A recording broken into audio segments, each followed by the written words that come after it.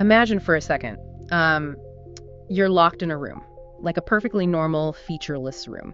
Okay, I'm picturing it.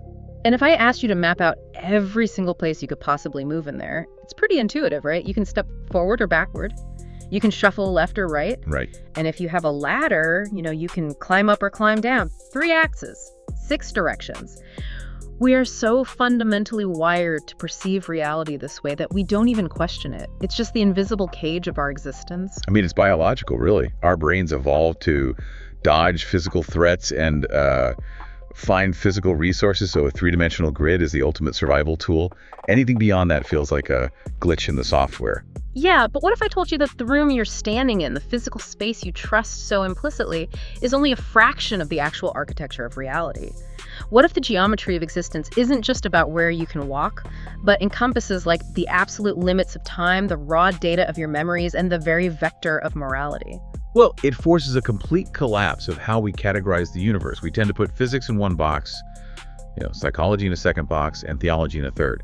And the framework we are looking at today shatters those boxes and builds a single, unified geometric shape out of them. Welcome to today's deep dive. We are so glad you're here with us because today we are taking on a text that is going to fundamentally challenge everything you think you know about the space you occupy. It really is.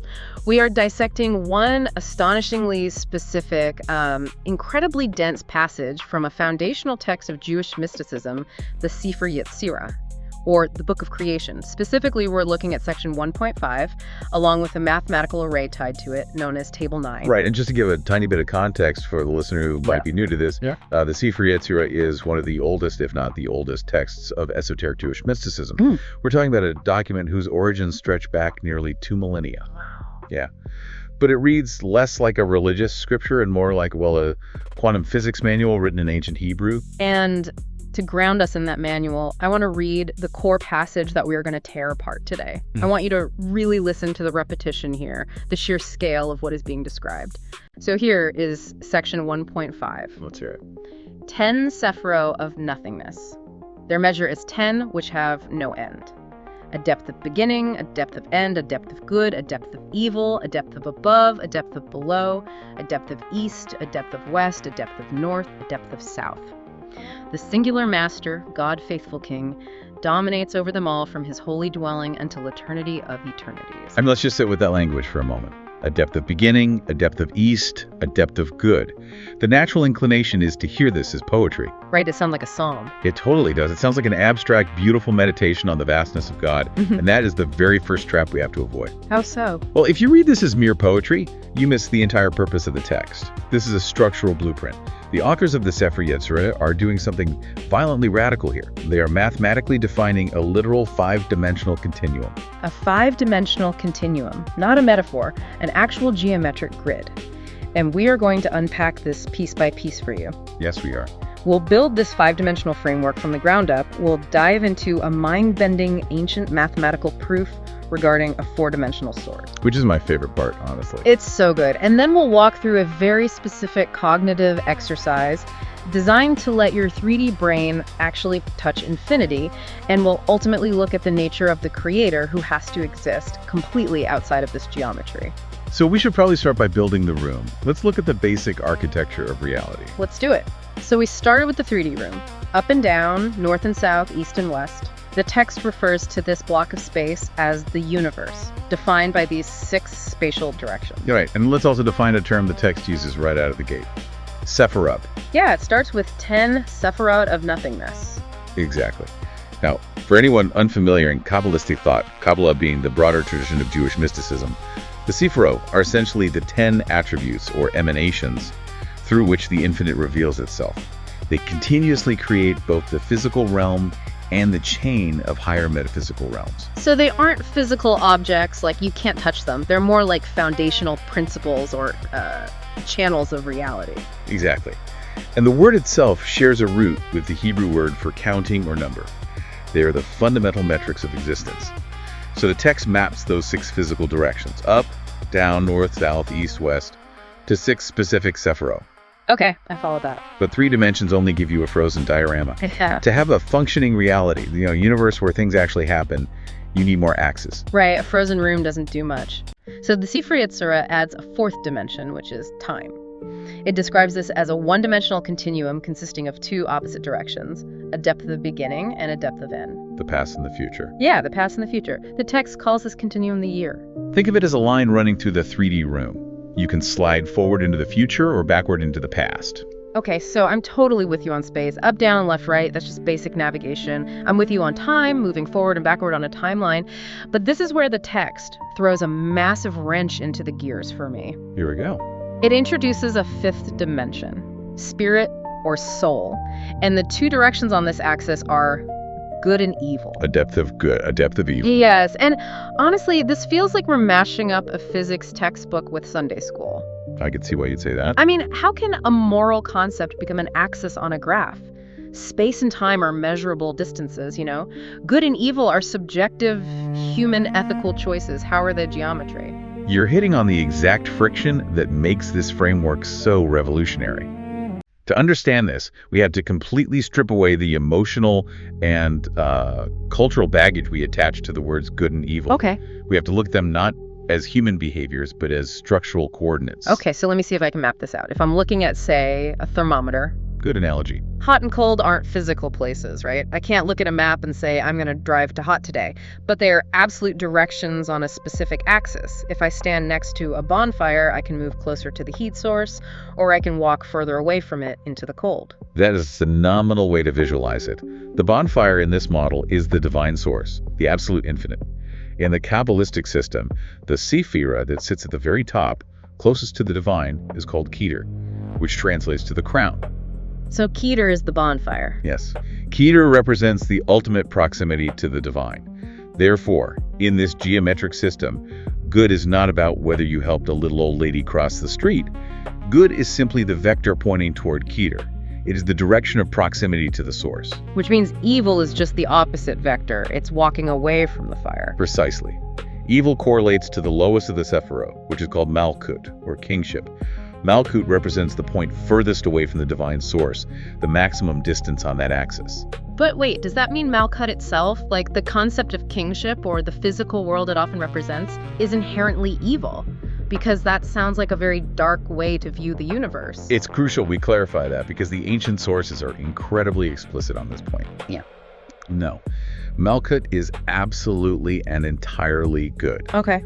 All 10 of the Sephirah are divine emanations, which means they are all perfectly good. Then how does it represent the depth of evil? I'm a little lost. Think about your thermometer again. The number 0 on the thermometer isn't made of ice. The glass and the mercury at the bottom aren't intrinsically cold substances, right? They are just markers. Oh, I see. But they point in the direction of less heat. Because Malkut is the furthest point from the source, it represents the direction of evil. Evil is not a substance in this mystical framework, it is an orientation. It is the measure of distance from the divine. That is wild. Evil isn't a thing, it's a vector. It's just the geometry of distance. And this structural view actually illuminates one of the most famous stories in Western civilization. The later Kabbalists refer to the entire interconnected array of the 10 Sephirot as the Tree of Life.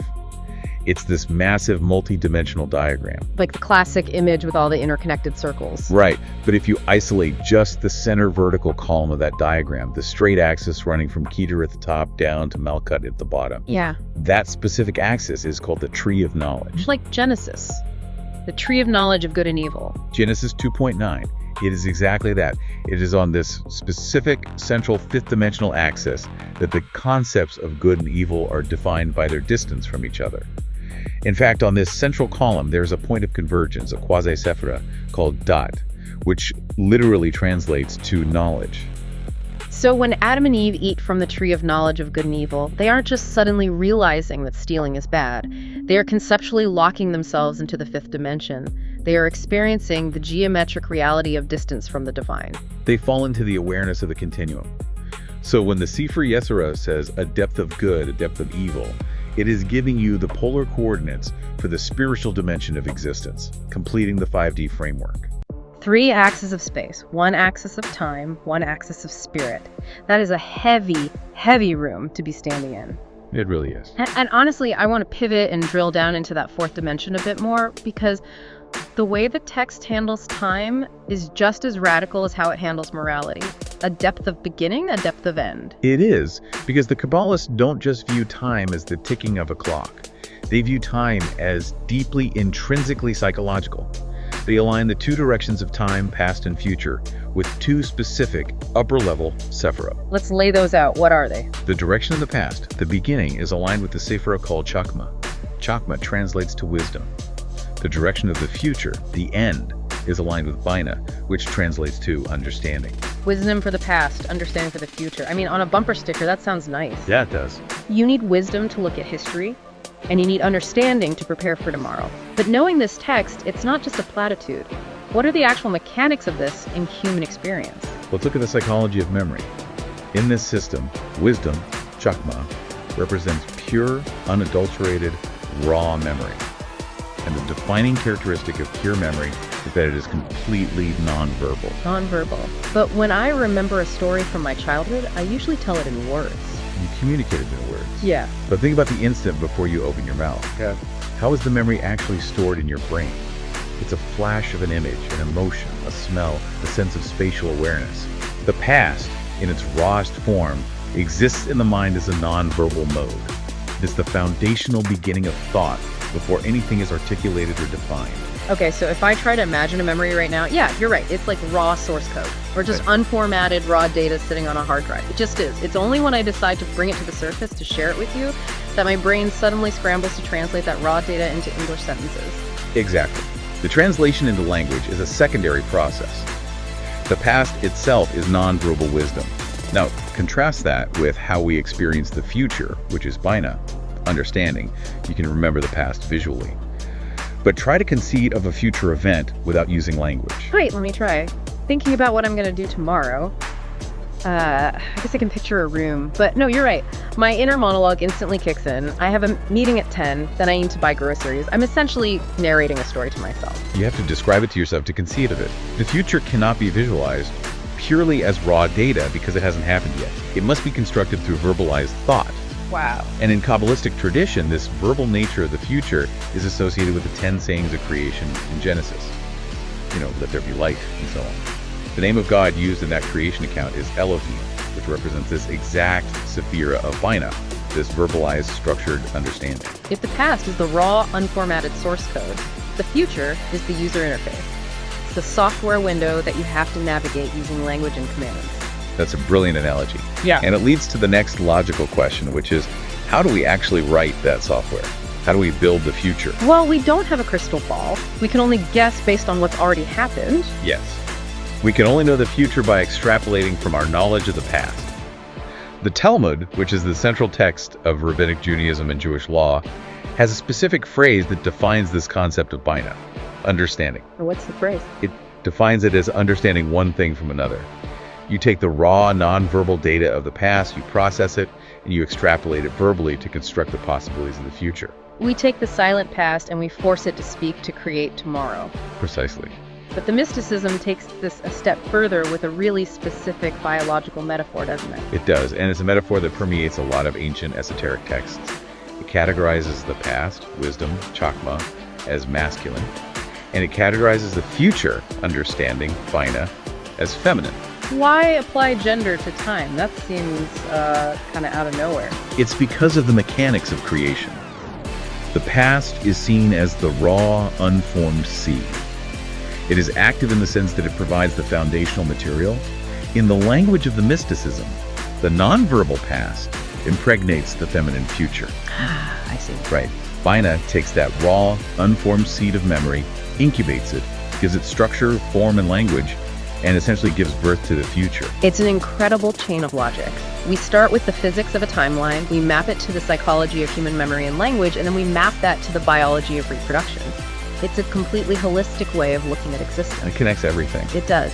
But I want to pull us back to the geometry for a moment, because this is where the deep dive gets intensely mathematical, and frankly where my brain started to hurt when I was going through the source material. The hyperquadrants. Hyperquadrants. Yeah. If we have 5 literal dimensions, 3 of space, 1 of time, 1 of spirit, and each has 2 directions, giving us 10 vectors mapped to the 10 sephirot, when you layer all these axes on top of each other, the combinations must be staggering. This is where we introduce Table 9 from our source text. This is arguably where ancient mysticism and advanced theoretical geometry collide in the most spectacular way. Table 9 is a mathematical array that systematically maps out what are called the 32 hyperquadrants. Just the phrase 32 hyperquadrants sounds like coordinates for a warp drive in a sci-fi movie. It really does. For those of us whose last math class was in high school, break down what a hyperquadrant actually is. Let's build it dimension by dimension. Picture a flat piece of paper. Draw a vertical line, the y-axis, and a horizontal line, the x-axis, intersecting in the middle. You've just divided that flat 2D space into 4 sections. Those are quadrants. Right, 4 squares on a graph, easy. Now add a third dimension. Drive a line straight down through the paper and straight up into the air, the y-axis. You've now taken those 4 flat squares and created 8 three-dimensional blocks of space radiating from the center. Okay. These are called octants. Right. The math here is simple. It's 2 to the power of n, 2 to the power of the number of dimensions. 2 squared is 4, 2 cubed is 8. Okay, so if we add a 4th dimension, time, we do 2 to the power of 4, which is 16. Exactly. You would have 16 four-dimensional regions. But the Sefer Yetzirah operates in 5 dimensions, 2 to the power of 5, which equals 32. These are the 32 hyperquadrants. They represent every possible combination of existence in this framework. And Table 9 actually does the work of listing all 32 of them out. It systematically pairs the positive and negative directions of the 5th dimension, Keter and Malkut, the vectors of good and evil, with every possible coordinate combination of the other 4 dimensions, past and future, north and south, east and west, up and down. It maps the entirety of the 5D continuum. Wow. And what is truly astonishing about this from a mathematical perspective is that these 32 hyperquadrants correspond perfectly to the 32 apexes of a 5-dimensional hypercube. A 5-dimensional hypercube, also known in geometry as a pentaract. I mean, just visualizing a 3D cube is easy. It has 8 corners or apexes. A 4D hypercube, a tesseract, has 16 apexes. A 5D pentaract has 32 apexes. And thousands of years ago, long before Cartesian coordinate systems were formalized, these ancient mystics mapped every single point of a 5D shape using the Sephirah. It demonstrates an astonishing capacity for abstract spatial reasoning. And to show you just how far they took this, we have to talk about the Midrash and the concept of the 4D sword. Yes. When I hit this in the source material, I had to stop and reread it 3 times. The Midrash is an ancient body of commentary and exegesis on the Hebrew scriptures, right? It's basically rabbis intensely analyzing the text. Correct. It's an exploration of the gaps and nuances in the biblical narrative. And in exploring the concept of the flaming sword placed outside the Garden of Eden, a specific geometric logic emerges. Let's look at the physics of cutting. Okay. In a spatial continuum, a cutting tool, a blade, always possesses 1 dimension less than the object it is trying to cut. Let me just work through that. So if I have a piece of string, a 1-dimensional line, I cut it by intersecting it with a single 0-dimensional point, like the point where the scissors meet. Yes. Now scale it up. If I have a flat piece of paper, 2 dimensions, to cut it, I drag a 1-dimensional edge, a line, across it. And in our normal 3D world, if I take a knife to cut a block of cheese, the cutting edge of the knife acts as a flat 2-dimensional plane passing through the 3D space. Perfect. The formula holds. A continuum of n dimensions is always cut by a blade of n-1 dimensions. Right.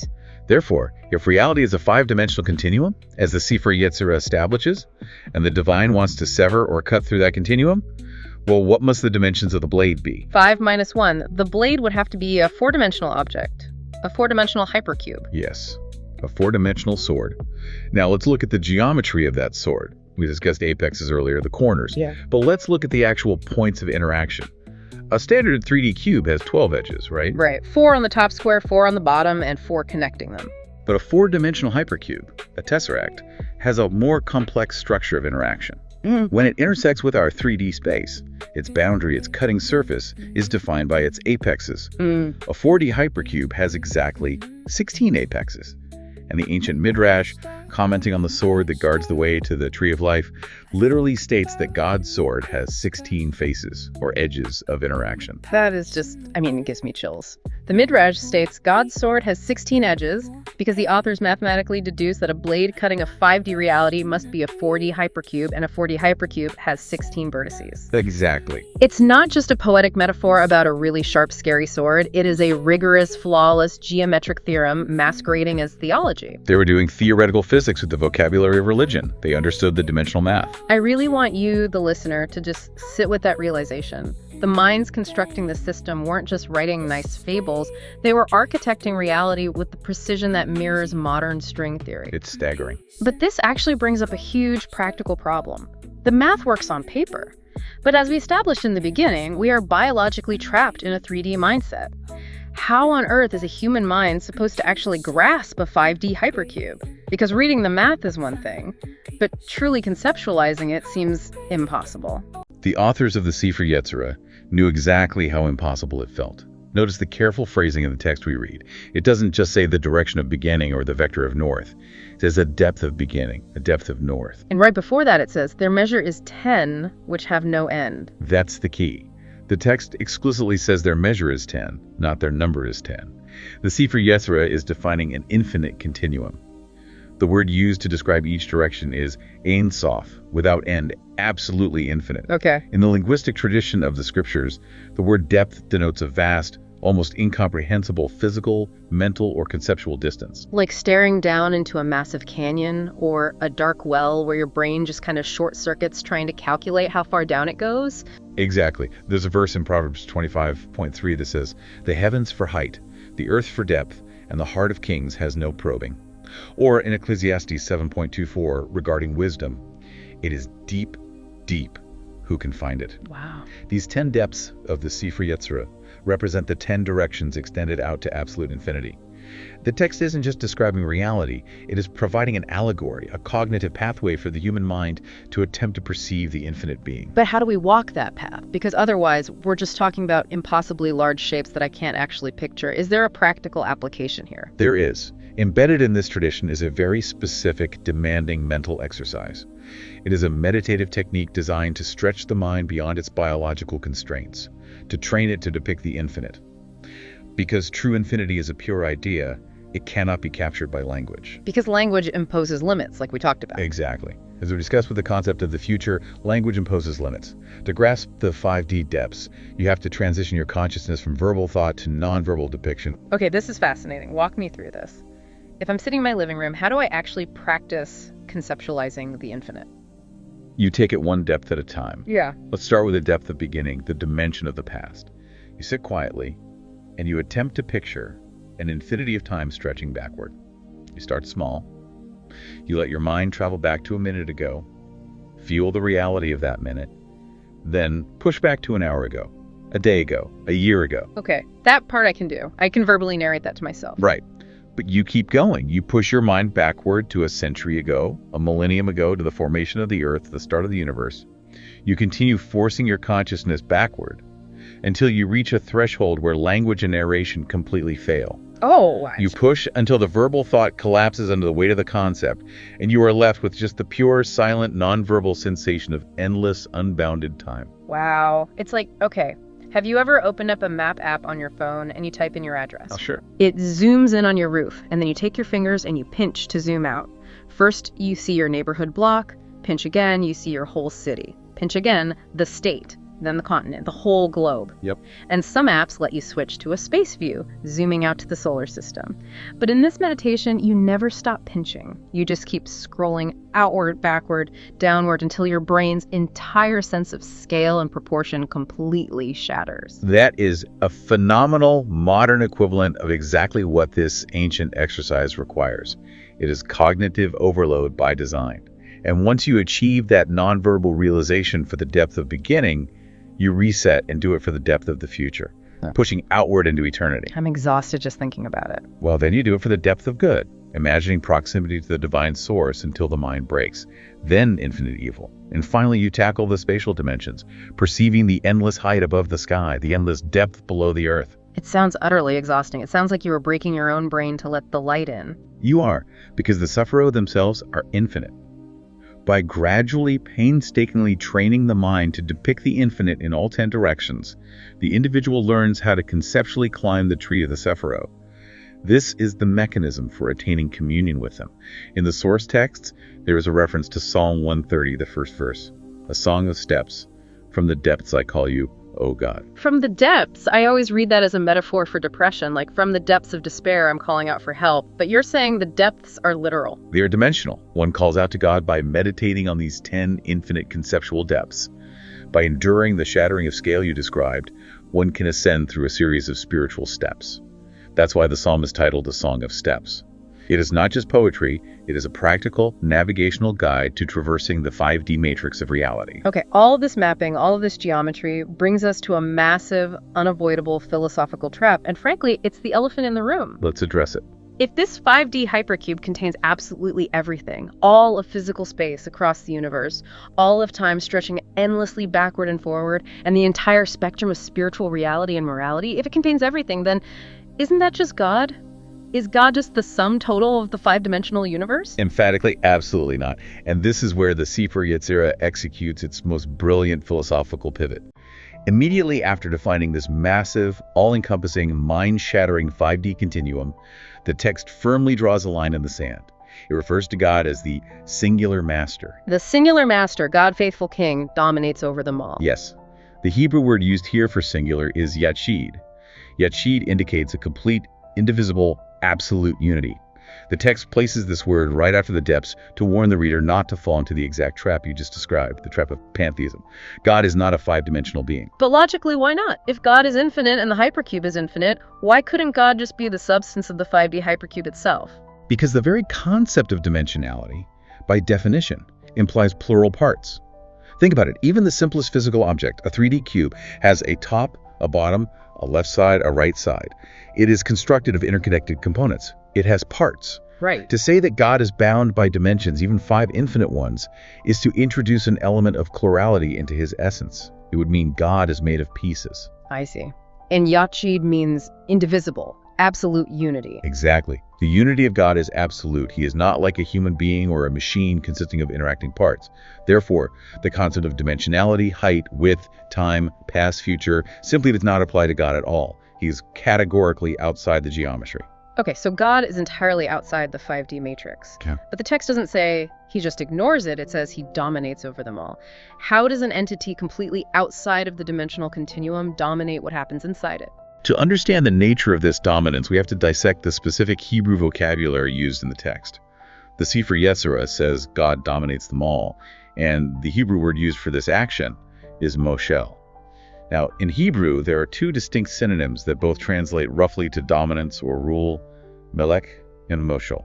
Melech translates to king, right? Yes, a melech is a king, but a king is someone who actively interacts with his subjects. And because he interacts with them, he is inevitably affected by them. His state of being is tied to the state of his kingdom. Makes sense. If the subjects revolt and storm the castle, the king is stressed and in danger. If the subjects pay their taxes and the harvest is good, the king is rich and happy. A melech is influenced by his subordinates. The relationship goes both ways. So the king is inside the system. What about moshel? A moshel, on the other hand, is an absolute ruler or dictator who governs but is in absolutely no way influenced by his subordinates. The rule is strictly one way. The infinite being, in his essence regarding the universe, is a moshel. He is completely and utterly unaffected by his creation. The book of Job, chapter 35, verse 7, asks this rhetorical question directly. If you are righteous, what do you give him? Or what does he receive from your hand? The answer is nothing. God is completely undefined and unbothered by the actions within the Sephirot. This reminds me of, okay, let's go back to an analogy. Think about an author writing a sprawling epic novel. Okay, I like where this is going. The author dictates the physical space of the story, the mountains, the cities. The author dictates the timeline of the chapters. The author even dictates the moral alignment, the good and evil, of the characters in that universe. The author has absolute, total dominance over that reality. Yes, absolutely. But the author does not live inside the book. If a character in chapter 4 throws a heavy rock, the author sitting at their desk doesn't feel the weight of it. The author's physical body isn't affected by the fictional world's gravity or the character's choices. The author is the moshel of the book's continuum. That is a stunningly accurate way to understand the theology here. The author is completely outside the pages. Now, God is sometimes referred to as a melech, a king, in other texts, but Kabbalistic tradition clarifies that this only refers to his specific actions channeled through Melcha, the lowest of the Sephirah, which acts as the interface where the divine interacts with the physical creation. Okay, I see. But in his core, indivisible essence, his relationship to the whole 5D continuum itself, he is strictly emotional. Which makes the next line in the text really interesting. It says, the singular master, God faithful king, El Melech Naaman. It uses the word Melech right after establishing him as the singular master. Why? It's a profound linguistic paradox. El Melech Naaman. The initial letters of those 3 Hebrew words actually spell out the word Amen. Wait, really? Yes. According to the Talmud, this specific phrase is the very definition and origin of the word Amen. Calling God a faithful king here is an admission of our own cognitive limits. Yeah. Because he is immortal, completely outside our 5-dimensional grasp, our minds cannot touch him. We can use the meditative exercise to reach the edges of the infinite depths, but we cannot step outside the hypercube. Wow. Therefore, the author is accessible to the characters in the book, ultimately only through faith. Because our human intellect is literally built out of the geometry of the 5 dimensions, a character in a novel cannot reason their way out of the paper. We literally cannot think outside the hypercube. Precisely. The human intellect can only grasp concepts that exist within the parameters of space, time, and spirit. God is beyond these parameters. He is infinitely above the grasp of human mentality. We can only bridge that impossible, unbridgeable gap through faith by uttering the word Amen. That is deeply humbling. Now, there is one final thread from this text that we need to pull, because it feels like the ultimate conclusion of this entire massive system we've built today. The very end of the text says that God dominates them all from his holy dwelling until eternity of eternities. Yes. If God isn't in the continuum, if he is the author existing entirely outside the book, what exactly is this dwelling? Where is the author sitting? This is where we encounter one last brilliant linguistic distinction in the Hebrew. The English translation says dwelling or habitation. The Hebrew word used here is ma'an. The full expression is ma'an kadosh, holy habitation. Why is that specific word ma'an so critical? Because it is very closely related to, but crucially distinct from, another very common Hebrew word for place, which is makam. Let's break down makom first. Makam comes from the root word kam, which literally means to stand. It denotes a specific place in physical space, a location where a physical object can literally stand. It defines an XYZ coordinate, a point in the 3D space continuum. So makom is just a location, like I'm standing at the makom of the grocery store. Exactly. But the Sefer Yetzirah specifically avoids using makam, uses mahon. Mahon comes from the root ona, which means a time or a period. So just as makam defines a physical point in space, man expands that to define a point in the broader space-time continuum. Okay, so when the text says God dominates from his holy mound, it's saying his dwelling isn't a physical spot on a map. It's saying something much more profound. It's indicating that God himself is the place and the habitation of the entire 5-dimensional continuum. God does not merely circumscribe or surround the physical universe of space. He's the container that holds time and spirit as well. Wait, God is the container? There's a famous midrash interpreting Psalm 90, verse 1, which says, "O God, you have been a habitation omeon for us." The midrash analyzes this and states clearly, God is the habitation of the world, and the world is not his habitation. God is the habitation of the world, and the world is not his habitation. Let me wrap my head around that. The 5-dimensional continuum, all the space, all the time, all the morality, is contained within God. God is not contained within the continuum. Going back to our analogy, the universe is just a thought happening inside the mind of the author. That is exactly it. And the text adds the adjective holy, kadosh. In Hebrew, kadosh doesn't just mean good or pure, it fundamentally denotes separation. To be holy is to be separated from the mundane. The infinite being is radically separated from all the sephiros. Right. In relation to the absolute unity of the Creator, even the infinite mind-breaking depths of the 5D universe are considered mundane. The infinite hypercube is mundane compared to the mind that holds it. I need a second to process that. Take your time. And that brings us to the very last phrase of the text, until eternity of eternities. In Hebrew, the phrase used here is ad. This is distinct from another very common biblical word for eternity, which is leolam. Leolam is usually translated as forever, but structurally, it literally indicates the endpoint of the time continuum. It is the furthest imaginable depth of the future dimension we discussed earlier. So Leolam is essentially reaching the absolute edge of the 4th dimension. It's the end of the timeline. Right. But what happens when you step outside the time continuum entirely? The esoteric texts note that even in a timeless metaphysical domain outside our physical universe, there is still a kind of sequence. It's not measured by clocks or orbiting planets, but events still occur in a logical order, cause and effect. Okay. The Midrash refers to this concept of hypertime as the Seder Zemanim, the order of time. Hypertime. So it's a sequence of pure logic functioning without physical physics. Yes, but the Sefer Yetzirah doesn't stop there. It uses the expression Eidiad, eternity of eternities. This denotes a domain that is beyond even the logical sequence of hypertime. It refers to the ultimate realm where the very concept of sequence, duration, and time utterly and completely ceases to exist.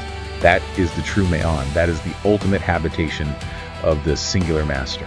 Wow. Okay. I want to take a breath and try to synthesize this massive, staggering journey we have just taken you on today. We started by looking at a mystical text that, to modern ears, sounded like poetic metaphor. And we slowly realized we were looking at a mathematically precise architectural blueprint of reality. We build existence up from 3 basic dimensions of physical space, adding the 4th axis of time, and finally the 5th moral axis of the soul, turning good and evil into geometric coordinates. We mapped the psychology of pure, nonverbal memory to the past and explored how we extrapolate and vocalize those memories to impregnate and construct the future. We looked at the math of Table 9, visualizing the 32 hyperquadrants of a 5D pentaract. We mentally constructed a 4-dimensional hypercube sword with 16 geometric vertices just to conceptualize the math of how the divine might cut through a 5-dimensional reality. We pushed through the cognitive overload of the meditative exercise, zooming our mental maps backward through time and outward through space, staring down the infinite depths until our sense of biological scale completely shattered. And finally, after mapping the entire universe, we stepped entirely outside the matrix.